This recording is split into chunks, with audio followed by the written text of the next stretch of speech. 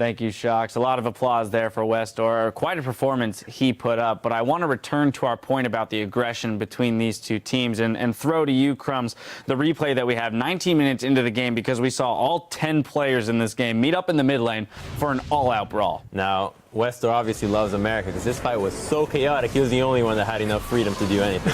Let's be honest, nobody has a clue what's going on here. This fight starts with the most random things. Hecarim TPs, it's a 2v2 and Cassiopeia can't follow up.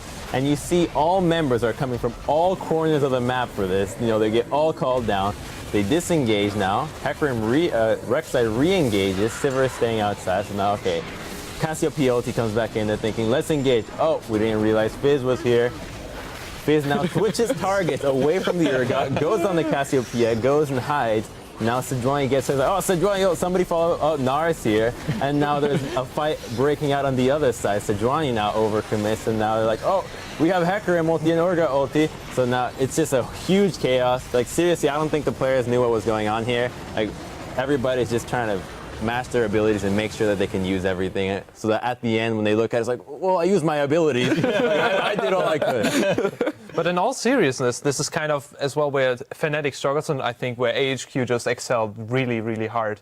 Fnatic, usually when they start to float and they're like, can we go for this and can we go for that, and do I have the follow-up pieces? You see the Sejuani ultimate and they have Urgot ultimate, nobody really follows up, and it gets in those stutter steps where Fnatic is like, oh, we want to go for this, and instead Nautilus hitting, you know, the ADC, he's going for, instead of hitting the support, he goes for the further away ADC, and they just want to eat too much of the cake, and, you know, in the end, they don't get anything. Yeah, and the other thing is, like, they touched on it, the Westor build, coupled with the fact that that was a chaotic fight, he got 4 rotations out as Fizz. That is so much damage, not to mention all the auto attacks. Like, there was always 2 or 3 people clumped together, so Am was getting a lot of damage as well. That was the best way that fight could have turned out for AHQ, and it's because of all that chaos going on.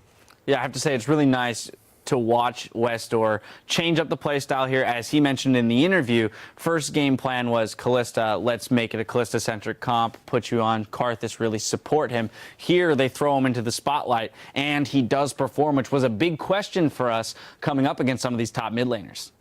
Yeah, I think that he definitely rose to the occasion here, playing the Fizz, playing the signature champion for him, and the fact that he's able to get the flanks like this, and he also pushed out the bottom wave to create turret pressure. So that was a fight that AHQ, they were looking at for a little bit, and they were like, okay, if we do bring Westor up, we win this fight because the way it started going after Mountain jumped back in. Or if he doesn't come to that fight, he just pushes bottom turret and then they stall and they get that for it. So I think that his decision-making in this game is really good. And we're not seeing the typical 4-1 push that he just permanently seems to do in most games. I love the adaptation from Fizz. He must have been listening to us in the analyst desk because he had the Hecarim Gnar matchup the first time around, went the Randu and Spirit Visage. This time, he rushed to Frozen Mallet. And he was actually able to contain Huni somewhat. I mean, he had some questionable teleport plays around the map, but it was still effective in that last fight as well. You know, it was a little bit hectic and undecisive from Fnatic whether they want to engage. If you're an Urgot and you start getting slowed and slowed, you kind of get the feeling that you need to be doing something and not just staying on the outskirts of the fight, slowed. On behalf of the analyst desk, I'd like to accept that victory for AHQ. Is essentially what we just said. For America as well.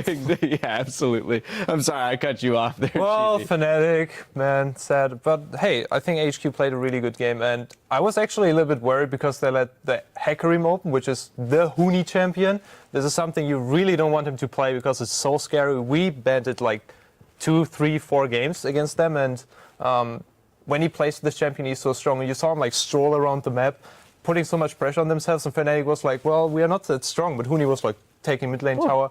His TPs. Yeah. His TPs were really good at the start. And we said it in the beginning, like Fnatic is a really flank-orientated team.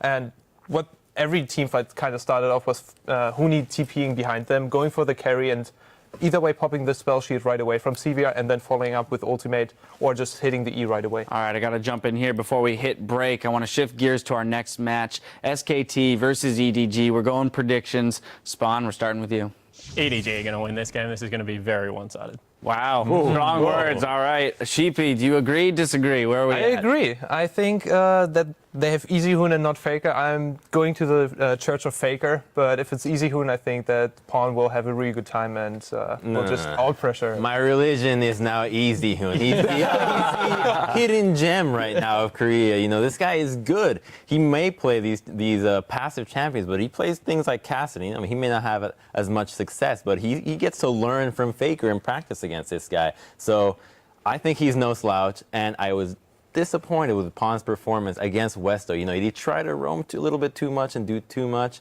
So I think SKT's got it. All right.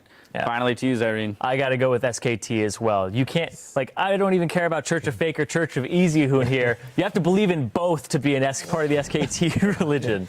So I definitely think Easy Hoon has this little bit of an edge with his control mages and the meta, and that Pawn plays some things that are a little bit shifted out of it at the moment. All right, well, split desk at the moment. Let's see who everyone at home is picking in this Clash of the Titans. According to LoleEsports.com, 77% are voting in favor of SK Telecom. Rather one-sided there on the internets. Well, the action in Tallahassee continues. Up next on the Rift, it's heavyweights, SK Telecom T1 versus Edward Gaming. You're not going to want to miss it.